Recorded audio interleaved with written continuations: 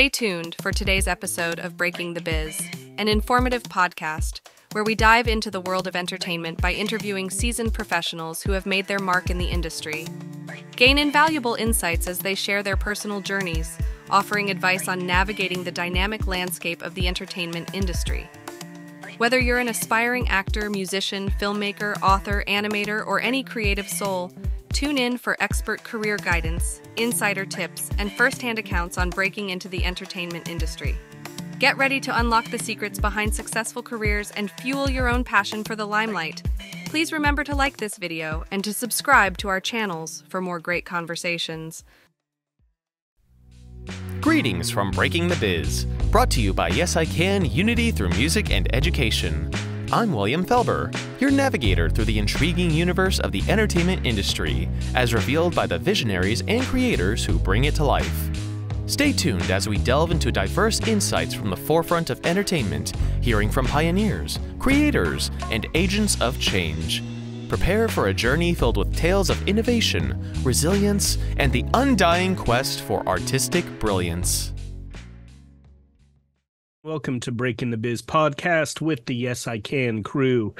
We've got a great guest with us tonight. We have Jacqui Pitman, who is the casting director for The Golden Bachelor, Let's Make a Deal, Price is Right, Raid in the Cage.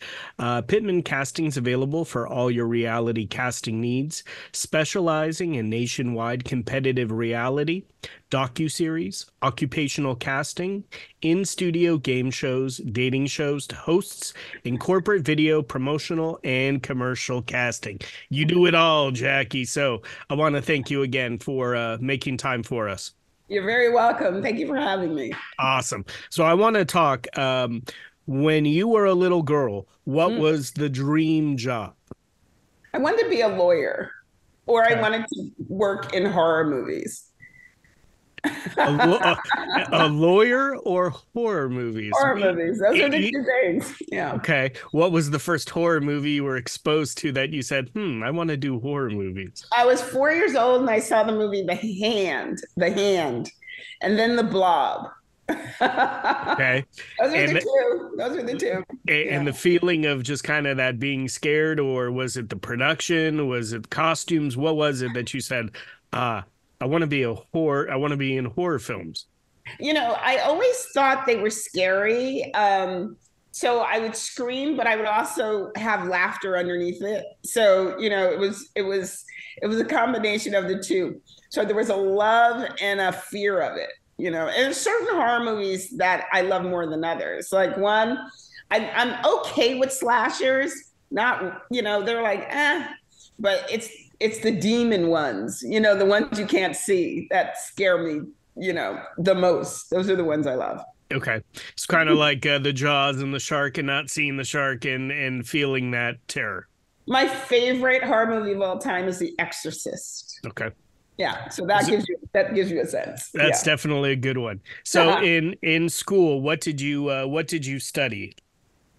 In college, I studied radio, TV, and film. Okay. And I minored in journalism, but I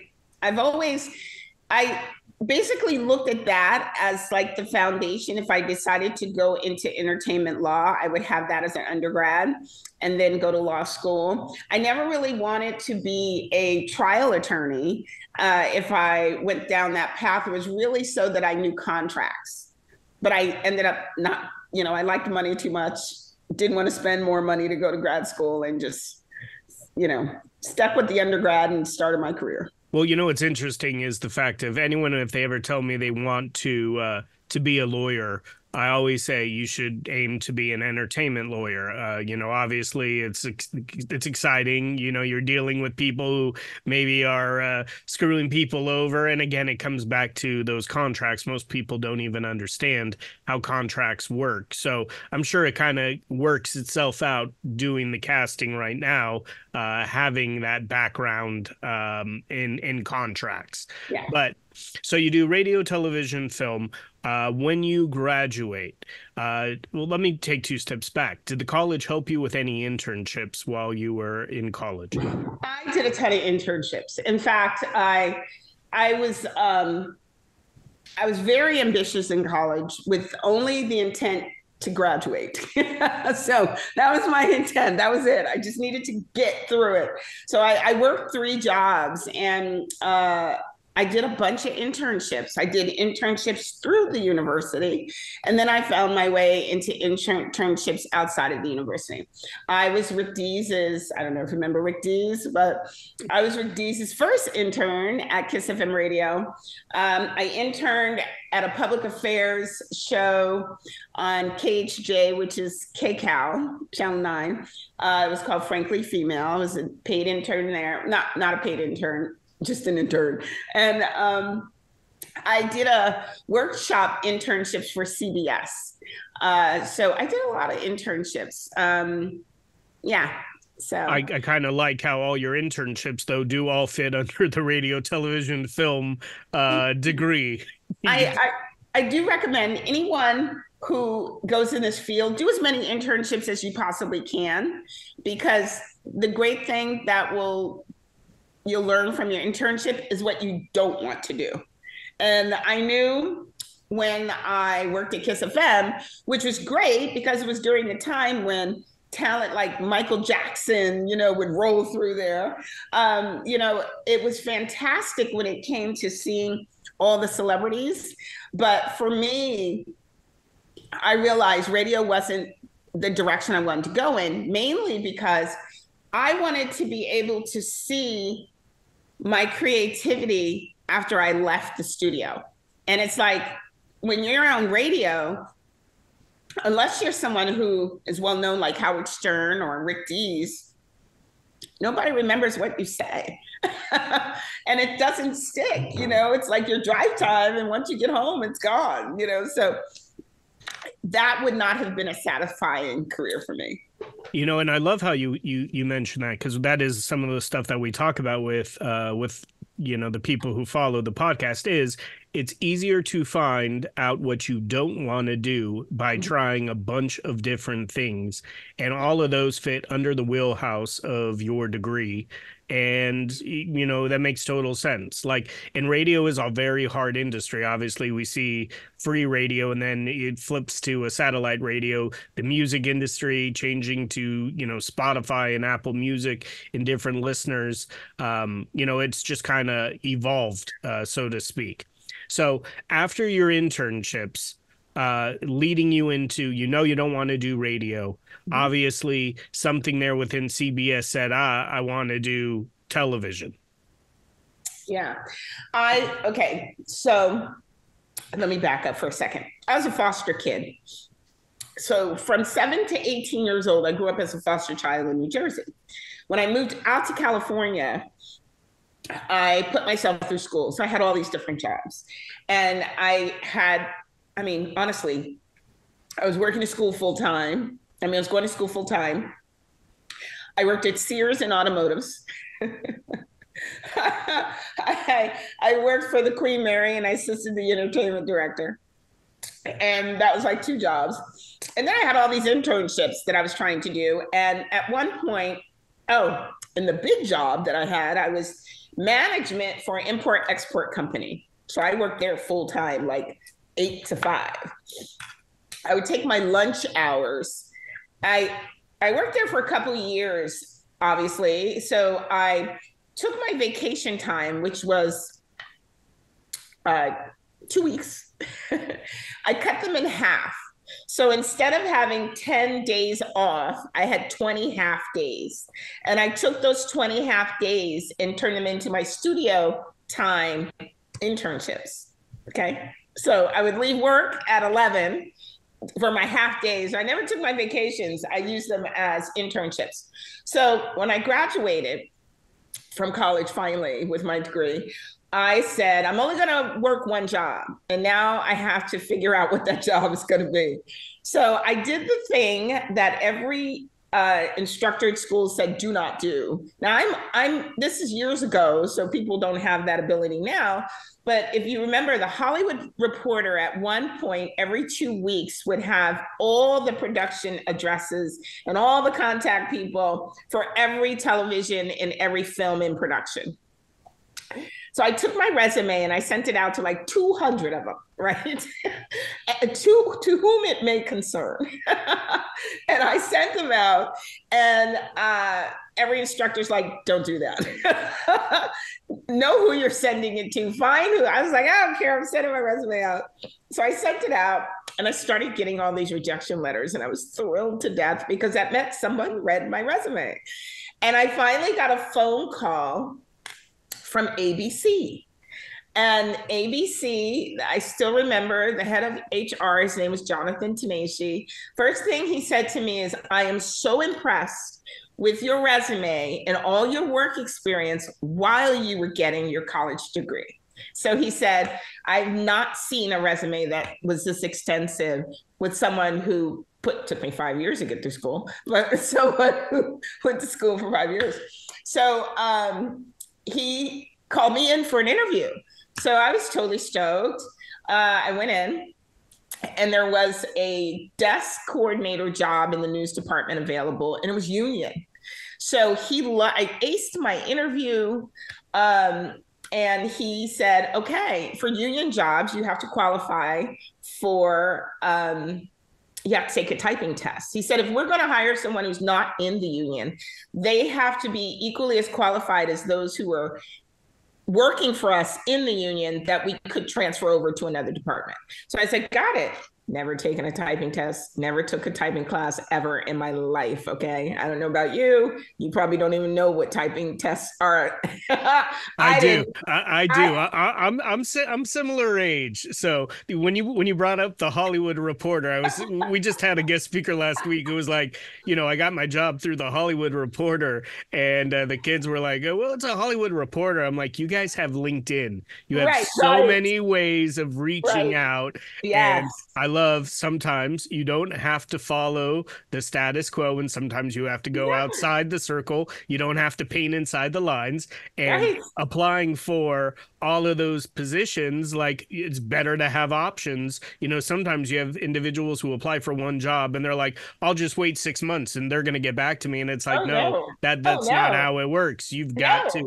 And I do want to point out, people do read resumes and do see that. And the fact that you're holding down all those jobs, I also, paid my way through college and did that as well. And it's very clear, like, it's hard to hold down full education jobs, multiple jobs, to make ends meet. But you do what you have to do. And coming back to the typewriter test, I love individuals that we have that strong growth mindset that just goes, typing, sure, I could do that. And then you're like, shit, I've never done that. I'll figure it out. Like, we had a guest speaker earlier this week who said, you just say yes and then figure it out later. That was his mantra, and got him all the way, 3-time Emmy, nominated music supervisor by just saying yes and then figuring it out later. Well, I wish that was my success. He gave me a typing test in his office 3 times. I failed it 3 times. And then he said,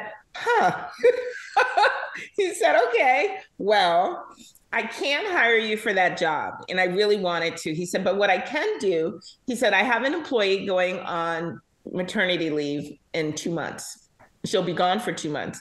He said, in that time, you could take a typing class, but I could hire you as a temp to replace her. And then once you pass your typing test, and when she comes back and we have a full-time position, a regular position open, the department will love you as much as I do. And you'll just, cruise right in. So I was stoked. And I said, okay. So she was going on maternity leave in like a month or so. The next week, I got a call. I saw an ad in the Hollywood Reporter for a recruiter job on Love Connection, the dating show. And I was single. So I was like, oh, this could be fun. So I applied.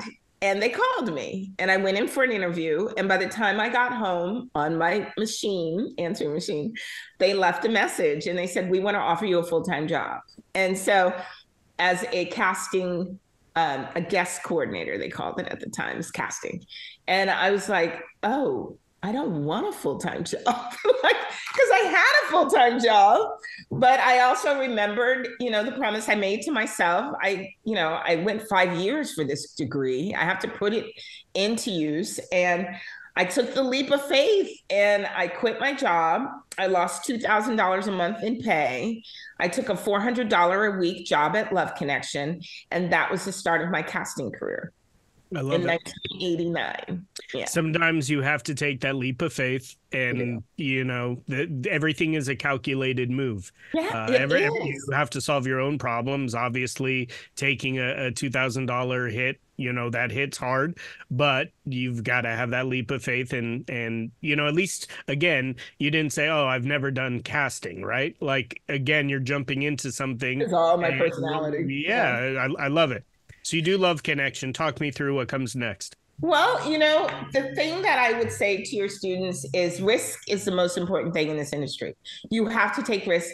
And it's also very easy to not take risks, because making money is easier probably in this industry than it is in others. And being able to, elevate your cash flow, meaning each job pays more than the last, is probably a lot easier than any other field of business. So it's very easy to get stuck in a job that you don't want to do because you make a decent wage. And I took Love Connection at the time when shows went on hiatus. Love Connection was on the air for 12 seasons when I first started there.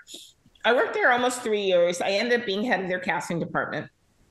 And I left to take a job for a TV dating show called Studs that was only guaranteed for 6 weeks on the air. So I left a show that had been on the air for 12 seasons to go to a show that was only guaranteed 6 weeks. The difference was, when I started at Love Connection, it had already been a well-oiled machine. And all I had to do was come in and figure out ways to get contestants in on a show that people have become complacent on already. When I started at Studs, it was still on paper, and it was guaranteed a 6-week run in 2 cities only, DC and LA. So I got to come in on the ground level of development of the show and take it from development to production. And that was a huge risk, leaving a show that had been on the air for 12 seasons for a show that was only guaranteed for 6 weeks. But I took the leap, and, that actually is what opened the door for me, development. The executive producer of that show took a liking to me and became my mentor for the next 20 years. And working for him, he was executive producer of Studs, but he started his own production company after that. And I would go into his office with show ideas that weren't show ideas. And he would always say, "I like your enthusiasm, but that's not a show." And I'm like, "Okay, cool." And I'd come back because I was never deterred, never. And he basically sat down and he said, "I'm starting my production company. I'd love you to be my first employee." And I said, "Okay." And he said, "Will you be my assistant?" I said, "No." He said, "You won't be my assistant?" I said, "No." I said, "I'm too disorganized. I don't know how to type. I'm too disorganized. And I don't want to be tied to a phone." I said, "I want to learn what you know. I want to do what you do." I said, "Teach me." I said, "I tell you what, I'll work for free. You take the money you were going to pay me to be your assistant and hire one." And I said, "And when we sell our first show, pay me double what I'm making right now." And he did. I was making $900 a week then. We sold our first show 6 months later. And back it up. When I was making $900 a week, I was working with him on another show. So when that show was over, he started his own company, and I ended up working for free for 6 months at that company. And then when we sold our first show, he doubled my salary from $900 to $1,800, and I became a producer. And that from there. He was the creator of the original Extreme Makeover with the plastic surgery. I developed it and was the co-executive producer. I created the MTV dating show Next under him. And I was the executive producer and creator of that. And Yeah, and so those were the two claims to fame. But the great thing about working in the company was Lighthearted Entertainment, which does Are You the One and Ready for Love Now. But the owner of that company, I actually helped build that company in the very beginning for the first 12, 13 years. The owner of that company, he passed away 10 years ago, but he was my mentor. He taught me everything about television. People, he was like my dad. He was like an annoying brother. He was my boss. So he taught me everything about television. And I think the biggest gift was when I left, because it was like going away to college and having to fly on my own wings, figure out myself, because I'd been working here for so long. I left in 2006. And like 7 years ago, I created a show called To Rome for Love for Bravo. I partnered with Asylum Entertainment. I got 10 episodes out of that. My company casted, because I owned a casting company at that point. And I was executive producer and creator. So that he passed away when that all happened, but that was a gift that I gave him for all the knowledge he gave me, to succeed. So that is by far the coolest story. I want to echo some stuff here because I think it's very important. Within Yes I Can, we try to make sure that any internship we find our individuals, we try to turn it into a paid internship.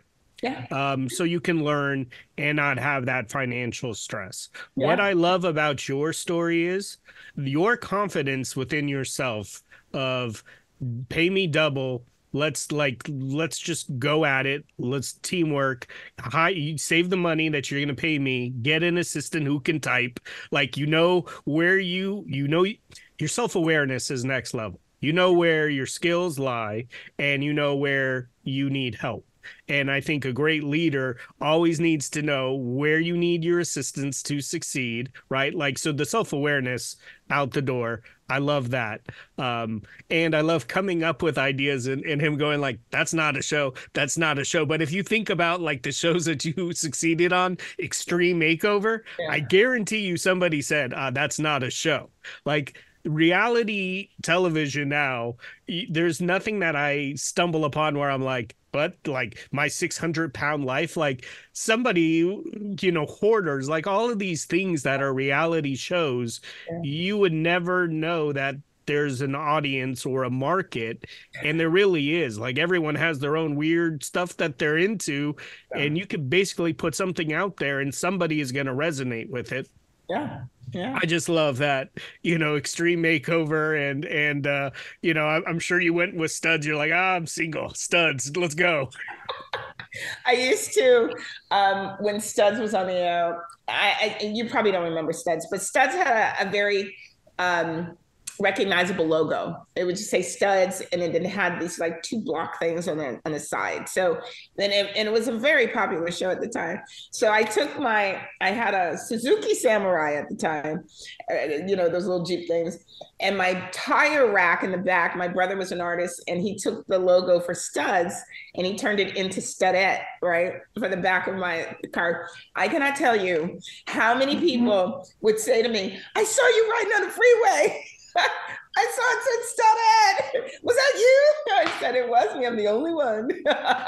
Straight marketing, guerrilla marketing. There it is. I love it. So and let's talk full circle. Talking about like shows that you're like, oh, that won't work. You're casting, or you did cast the Golden Bachelor, where I'm sure somebody at some point was like, that's not a show. Like, we need all of these young, beautiful, ladies and guys, and that's what brings in the audience each week. Talk me through how that got pitched and brought your way in casting that. Well, it's interesting because Golden Bachelor, well, let's back up. I am the casting company that casts Golden Bachelor. I do not produce it. Okay. So, though I have been in development for years,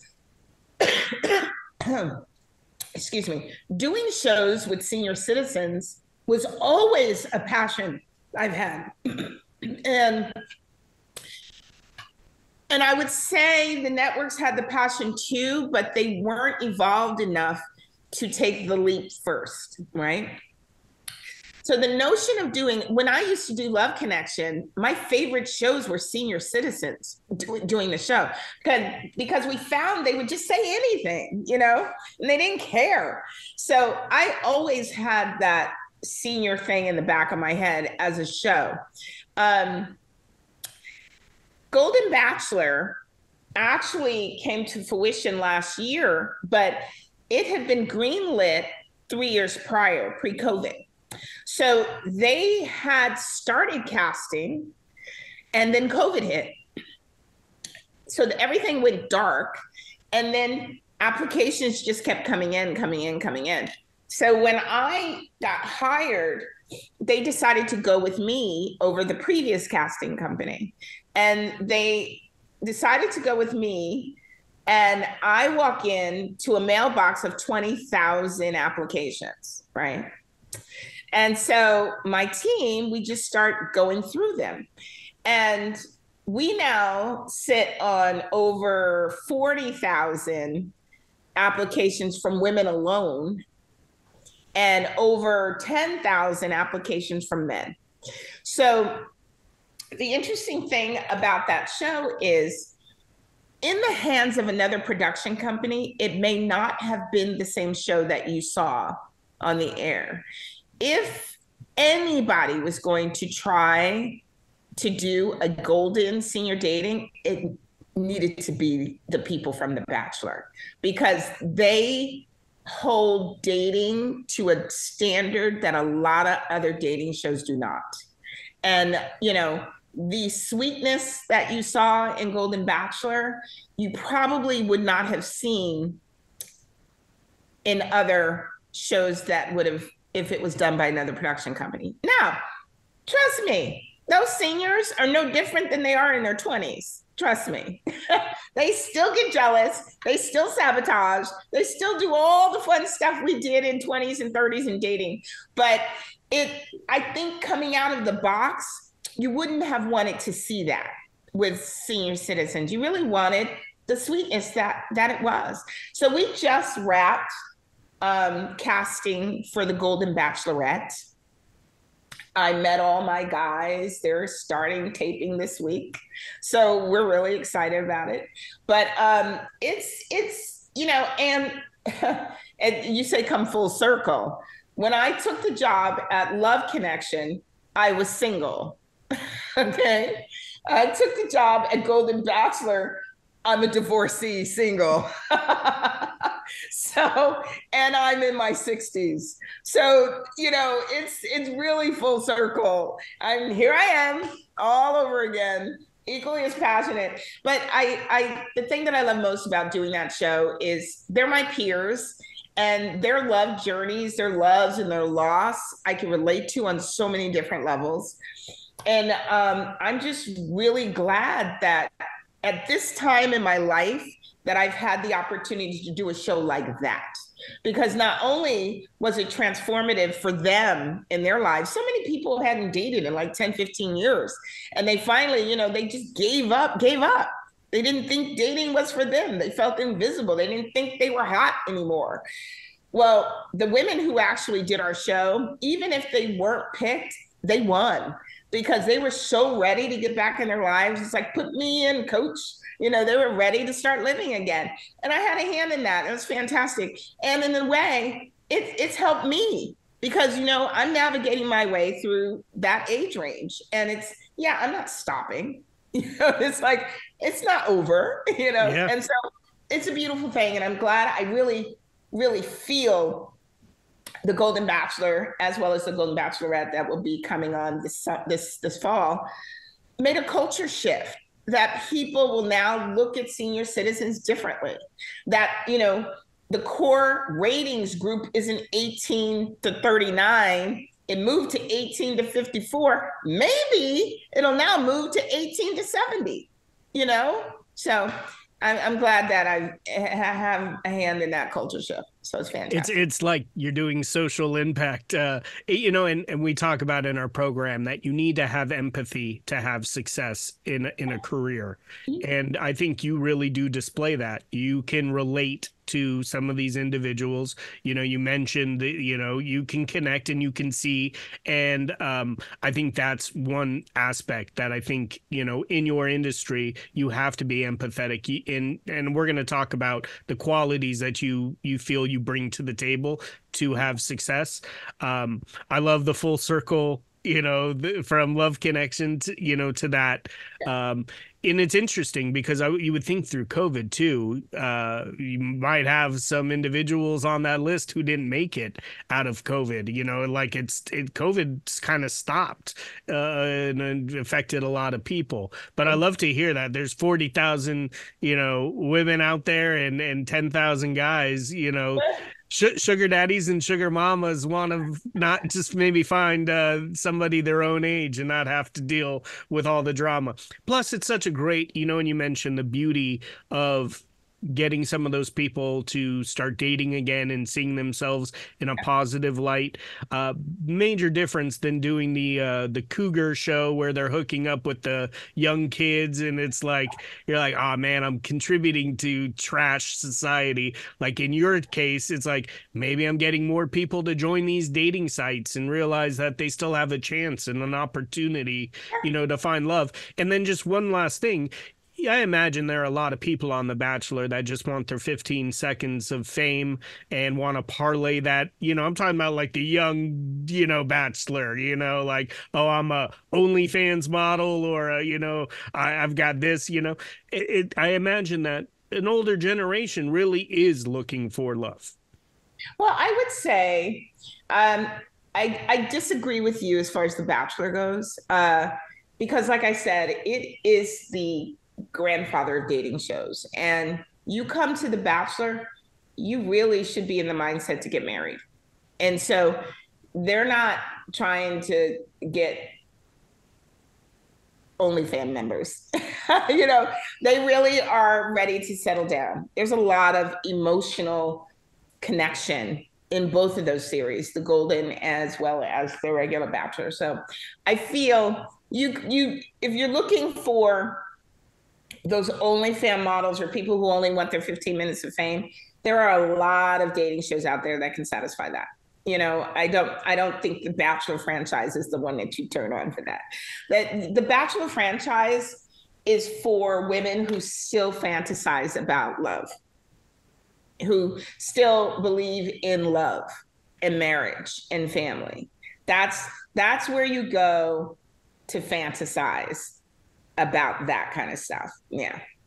And the other shows you don't turn on Love Island to fantasize about love and marriage. No, there's definitely a reason why people tune in to those shows. Right, I love it. So talk me through creating Pitman Casting. Pitman Casting came out of the economy crash. I never wanted to be a business owner, never wanted to own a business, always thought I was completely disorganized, and I still am. So, AI might help a lot for some people. I'm going to be exploring that to get me organized. But yeah, Pitman Casting came out. I'll get you an assistant, and you can pay them double after. There it is. See, if I had an assistant, you probably would have interviewed me months ago. I was like, what? My calendar? Come on.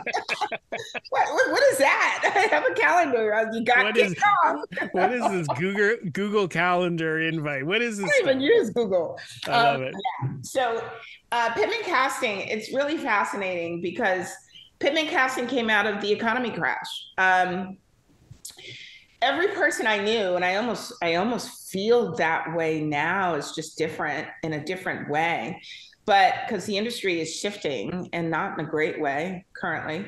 But when the housing market crashed, every executive producer I knew was unemployed. Executive producers of Survivor were unemployed. Networks were just not spending money. They didn't have it. Everybody was crashing and burning. And everyone who relied on these great reality shows as jobs didn't have them anymore. So all my creative friends were all of a sudden trying to create their own content and trying to come up with their own shows to pitch their own shows. So they knew, even though I was an executive producer who was unemployed, but I was an executive producer who had created shows and produced them, they knew I started off in casting. So they would come to me because they want to do a sizzle, or they have an idea and they're like, can you help us cast this? Or, you know, we need an expert for this. Can you help us? And so one thing led to another. And the next thing I knew, my right-hand guy is John Kenneman. He's my SVP.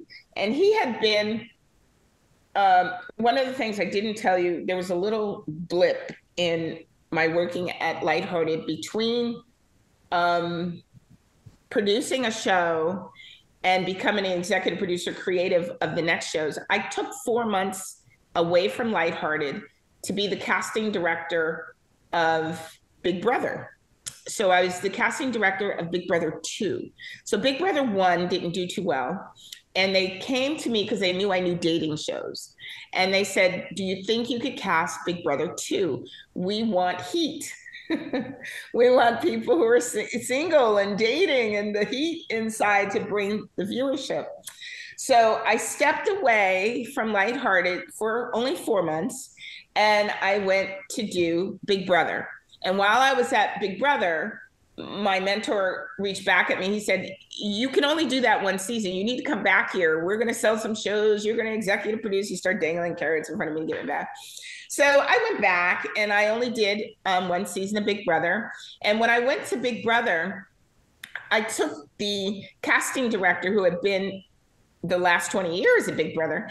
I took her with me there that season. And I said, look, I did what my mentor did to me. I said, look, be in every meeting, be on every phone call, do everything, because I can only do one season of this. And if it goes and it does well, you can be the casting director. They'll look at you, you know, will elevate you to be the casting director. And that's pretty much what happened. I left. They took her, put her in my position, and she became the casting director for like 20 seasons. So that was fantastic. She's like one of my best friends, bridesmaid, my wedding. And she now is the #1 casting director in reality TV, Casting Inc., Robin Cass. So I give her kudos. She's my baby girl. And so, but I went and did that. So when I went back to helping producers cast, there was a PA that I took with me to Big Brother who worked on Big Brother with me, and then pretty much worked on everything I worked on after that. He's now my SVP, my #2 at my company. And he's the one who said to me, you need to start a casting company because everybody's coming to you because they need help. And I'm like, I'm not a casting director anymore. I'm a producer. I create shows. I don't cast shows anymore. It was a really hard transition for me because I didn't want to be known as a casting director anymore. I was an executive producer. I created one of the biggest MTV dating shows, Next. I didn't want to drop and become a casting director. But my company started taking off, and I think I had a pinnacle moment in my career where I was casting 4 shows at my company in Burbank. I had an office, brick and mortar office, horrifying, but I had it. And I was physically working at Fox as a supervising producer of a sketch comedy show with Jamie Foxx. So I wasn't even in my casting office. I was a producer somewhere else across town. And my staff would come on Fridays for me to sign their paychecks for the casting company while I'm producing over here. So that was done. And what I realized is I had employees that were committed to my company and I wasn't committed. You know, so like if I had a show, great. If I didn't have a show, great. I didn't care because I really didn't want to be a casting director. And then I was offered a job as a producer on the Queen Latifah talk show. And I went in, met Dana, Queen Latifah, met her. They offered me the job while I was there. And I got back to my office and I looked at my staff and I called them up at the Queen Latifah show and I said, I can't take the job. I'm really sorry. I need to focus on my casting company. I said, because there are a lot of people here committed to me and I'm not committed to them. And that was really the real come to Jesus conversation I had with myself. And from then, you know, when you really focus on something and become dedicated and committed, it just takes off. And that's basically what happened. And then my casting company just started to take off. And what I realized was I could still create TV shows. You know, that's not a hindrance owning my casting company. Actually, it's a benefit. So, you know, I've had first look deals where I did their casting and I would funnel my shows to them, which is how I partnered with Asylum and got To Rome for Love, bought by Bravo, and ended up living in Italy for 2 months producing it. So while my casting company took off here.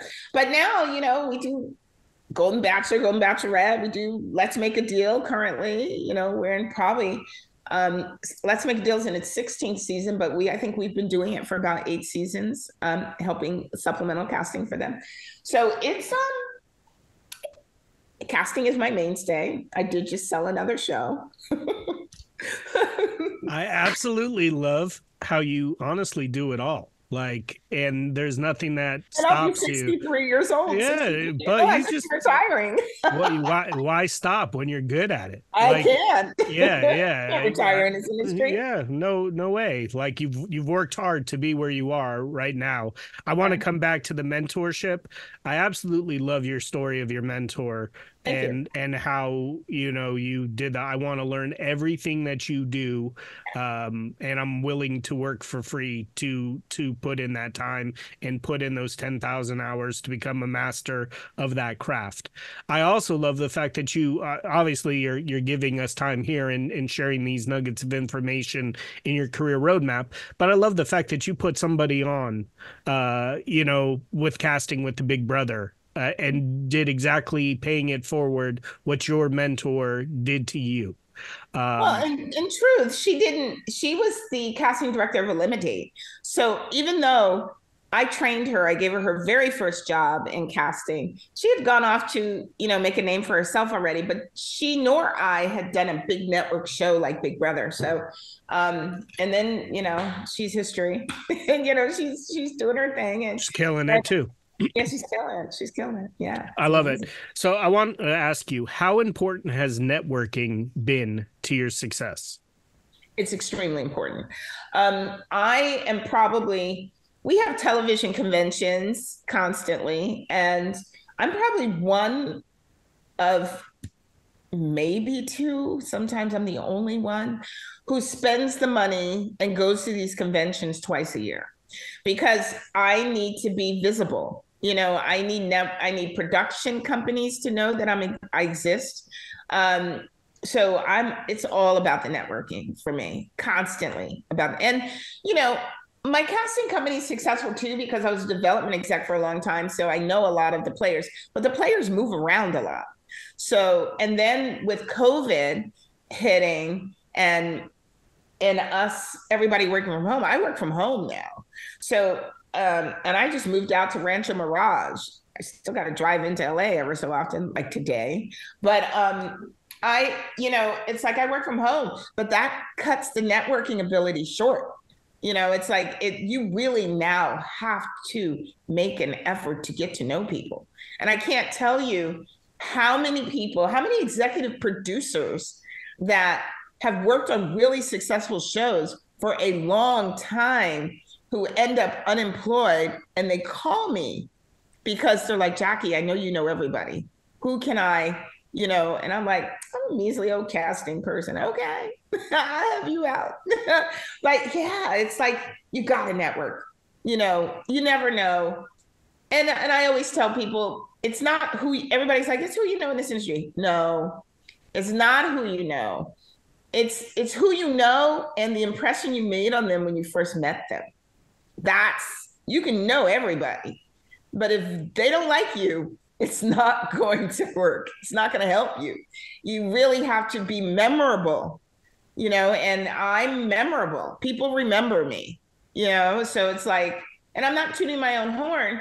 It's just, it's something that took me a really long time it's a skill that it's taken me a long time to perfect.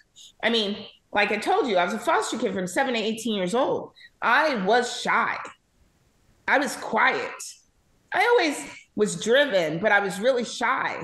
Like people, I just didn't feel good enough to run in some of the social circles I was being exposed to. So it took a long time for me to get to that point. And it's a gift if you can get there. But I say to people, if you don't have, everybody can do it. You just have to push yourself. You just really do. And this is an industry where you've got to know people. Yeah. I love how you mentioned it's not about always who you know. It's about the impression that you made on them. And obviously you are so lighthearted and amazing and positive, and who wouldn't want to work with you, right? But there is some truth that nobody wants to work with the person who's stuck up, the person who, is like, oh, I just got this degree and I'm entitled to this. Like, no one wants to work with those type of people. They want to work with people who appreciate opportunities that are given to them. You want to work with people who are resilient and people who work hard. And not only are you a likable, memorable person, you have that work ethic of getting things done. So I imagine that anyone who's worked with you has had a positive experience, and that's why you get repeat customers and opportunities. But there is a gift, I think, too, to being able to connect people. And when you have a Rolodex just off of your personality, you could tell you're a good person. Like, you could reach out to anyone in a development and reach out to a show. You have to be a good person, but people take notice, and you could be memorable by just working hard. We had an individual in the past who was brought on as a PA, and someone called in sick. So the PA called in his friend. The friend came in, but worked harder than everyone else. And the producers said, I want that kid to come back tomorrow, the one who filled in. Long story short, he went on to be PA, and is now the executive producer of The Amazing Race, right? Yeah. But he said, I just worked harder than everyone. I did the job and then was like, what's next? What's next? What do you need? What's next? Where others were just kind of, like doing it leisurely and taking their time. Like, if he had to go pick up the clothing, he picked up the clothing, brought it back, whatever it was. So I think there is something to be said about working hard and you become memorable. I want to ask. Go for it. No, go for it. No, I was just going to say, and it doesn't stop at the level whatever level you become as an executive or an executive producer, whatever. You still have to be in that mode where, what can I do to make things better, or what can I do to help? I mean, I just recently, I go. My ego sometimes gets in the way, and I have to remember that. But there's times when, because budgets are getting cut, and there's times when I have to rise up and say, do you not know who you just hired for X amount of dollars? Then you need to listen to me. And don't take advantage of me, because I don't need the job. Not this amount of money, So it's like, there's times when I have to do that, but I'm dealing with networks right now directly. And sometimes they don't, the casting happens. Like right now I'm doing a show. The casting was done in October of last year. They're just now green lighting a proof of concept off that casting. So obviously, in the last 6 months, some people just don't want to do the show, or they're not single, or they're not in the place where they were before. And the network, I could do one of two things. I could say, don't call me. You waited too long. Pay me and I'll recast, or I could say to the network, look, guys, what do you need me to do? Let me see if I could try to find some people to replace this real quick. It's not that big of a deal, because it's that relationship that the network knows that I'm in the foxhole with them. You know what I mean? It's not their money. And of course, networks make a ton of money, so they should be able to pay me for the additional casting that they're asking for. But it's the executive relationships that matter, because those executives have to go back to the money people and say, look, we didn't move on this in 6 months and now I need more money. And it could be the difference between the show getting killed or moving forward. So I'm always in that position. And I always say to my team, I said, guys, we got to step up to the occasion and make this happen. I know we're not making any extra money on it, but we got to make it happen. Because if this goes to series, great, or another series might come down the pipeline with the same network and they'll call us and remember it. So straight, amazing leadership right there. And sometimes you have to go above and beyond out of that comfort zone and do what you need to do to get it to the finish line. And I give you kudos on that. I have two last questions. One, is there a mantra that you live by? A mantra you hear yourself saying daily? Yeah, all things are temporary. Everything's temporary. Nothing is forever. Nothing. Everything is temporary. Therefore, get in there and get out. It's like, it's just, don't hold on to things. It's true. I don't hold grudges. Life's too short. My mentor who passed, one of the things he said to me, and it stuck with me forever, is he said, Jacqui, when you put someone in jail, you have to stand guard to make sure they stay there. And I can't tell you how many times people are mad at people and they say, I don't even know why we had an argument, but I'm mad. So I just realized that all of that takes energy I just do not have. It's like, I just don't have that energy. If I can't resolve it, I don't know what that's like to be mad at someone. It's like, yeah, who's got time like that? So all things are temporary, and don't hold a grudge. Love it. Last question.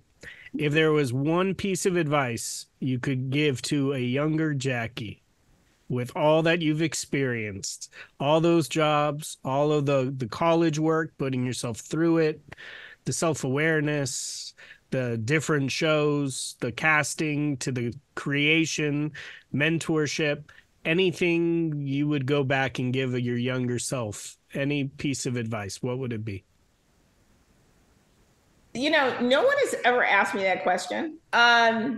What would I give my piece of advice to my younger self?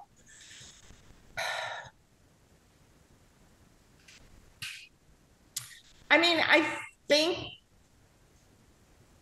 don't allow fear to stop you from living. Here's my piece of advice. My piece of advice is everything is not to be made a lesson for you. Everything you do, it's not for the purpose of you learning a lesson. I think lessons sometimes stop you from living. So if something happens to me 10 years ago and I carry that lesson around, I learned my lesson. So the next time I'm confronted with an opportunity, I pull out my bag of my bag of lessons that I learned, and I stop from experiencing that life experience of whatever it was that I was supposed to experience, because I allowed my past to dictate my future. So it's like, I don't believe everything is a lesson to be learned. Sometimes I feel it was just an experience. It was something we were meant to experience and move on from. And I wish I'd learned that lesson a long time ago, because so many times I held on to things that I thought I was supposed to learn from this experience. And it's not the case. I just don't believe it to be so. Is a super deep answer. I absolutely love that answer too. Because I see why you went opposite whatever the instructor in college said. Yeah. Like, that's kind of who I am. but it's so profound to those experiences. I was just watching Inside Out 2 with my child, and I'm thinking like, yeah, sometimes we go back to those experiences and those prevent us from doing something. And like we talked about earlier in the discussion, your decisions dictate so many of your moves, and taking the risk like you mentioned, and leaving a show, leaving money on the table to do other things. Life is all about experience, and it doesn't always have to be a lesson. And I think that's absolutely beautiful. Jacqui, I will leave you with one little thing, because you said a word that triggers me. You said a word that triggers me. Okay. The word decision. When you decide something, and this is not my own, I learned this from someone, but when you decide something, you're killing off options, right? So just like decide, homicide, suicide, they all kill off something. So when you decide something, you kill off your other option. You should never kill off your options. You should just choose freely. So that option is always there for you. I absolutely love that. Jacqui, there was a reason why you were brought to us. You're an amazing guest speaker. You bring so much insight and value. I love your hustle. I love your self-awareness, your resilience, your grit, the entrepreneurial mindset, the communication, the collaboration, all of the skills we teach in this program. You display them in like living color. It's amazing. I want to give you kudos and continued success. I would love to find a time to touch base offline, to find you an assistant. We can take care of all of you. You need somebody there. Pay, like we gotta work it out. You are successful, and just keep up the amazing, great work that you're doing. I look forward to watching the next series and seeing what you cast or create next down the line. You have a wonderful rest of your day. Safe drive into LA. Thank you again. God bless. As we conclude another enriching episode, we hope you found inspiration in the stories shared today. Let's take a moment to honor Yes I Can's role in bringing Breaking the Biz to life. Yes I Can's commitment to empowering young people with disabilities through education, advocacy, and mentorship shines brightly, paving paths of opportunity and dialogue. This podcast celebrates the organization's dedication to nurturing talent and facilitating impactful discussions. Breaking the Biz is more than a podcast. It's a part of Yes I Can's broader mission to amplify voices, dismantle barriers, and craft a world that's more inclusive and accessible for everyone. Each episode is a chapter in our shared narrative of progress, education, and empowerment, driven by the spirit of Yes I Can. Thank you for spending your time with us on Breaking the Biz. Continue to challenge the status quo and share stories that resonate.